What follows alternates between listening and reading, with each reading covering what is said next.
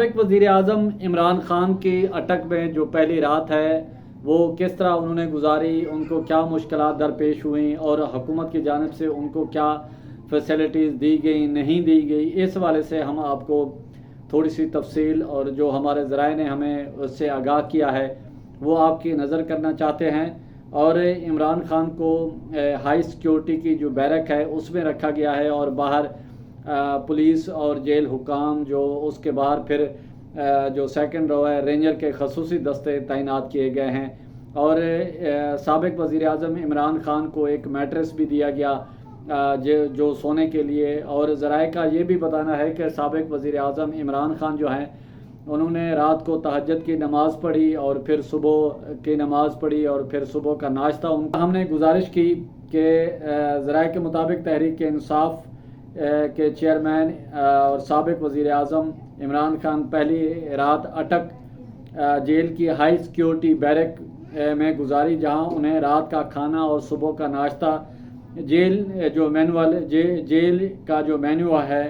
اس کے تحت دیا گیا۔ اور سابق وزیر اعظم کو نماز فجر کے بعد ناشتے میں بریڈ سلائس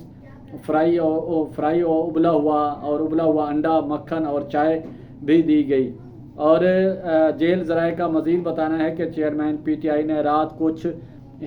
کا کچھ حصہ سو کر گزارا اور نماز تہجد کے لیے بھی اٹھے اور نماز فجر بھی ادا کر کے جیل کا مہیا کردہ ناشتہ کیا۔ اور چیئرمین پی ٹی آئی کو جیل مینیو کو مد نظر رکھتے ہوئے تولیہ، ٹیشو پیپر، منرل واٹر، اینک، تسبیح، گھڑی، کرسی،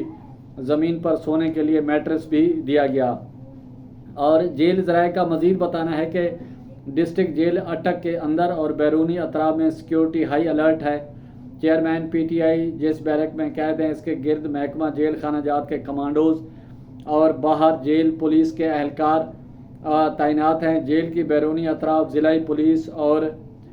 رینجرز کی پیٹرولنگ بھی جاری ہے۔ اور ذرائع کا مزید بھی بتانا ہے کہ ڈسٹرکٹ جیل اٹک میں سابق وزیر اعظم نواز شریف سمیت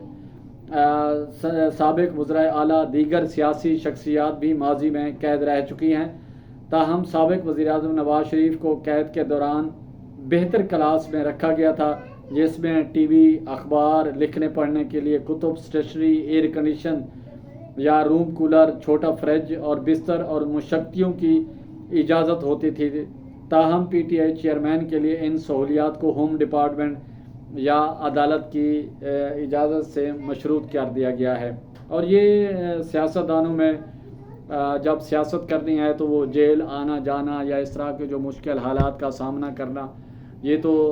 انڈرسٹوڈ ہے، یہ رہنا بھی پڑتا ہے۔ اور اس طرح کی جو مشکلات ہیں سیاسی جماعتیں اپنے آپ کو اس میں مزید ان میں امپرومنٹ لاتی ہیں، بہتری لاتی ہیں،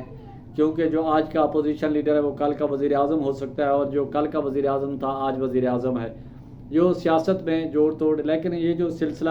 چل نکلا ہے یہ سلسلہ اب ختم ہونا چاہیے۔ ملک کی ترقی کے لیے اپوزیشن کو بھی کردار ادا کرنا چاہیے اور حکومت کو بھی کرنا چاہیے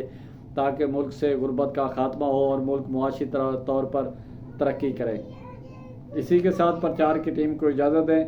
گرد و نواح کا خاص خیال رکھیں، لوگوں کے لیے آسانیاں پیدا کریں۔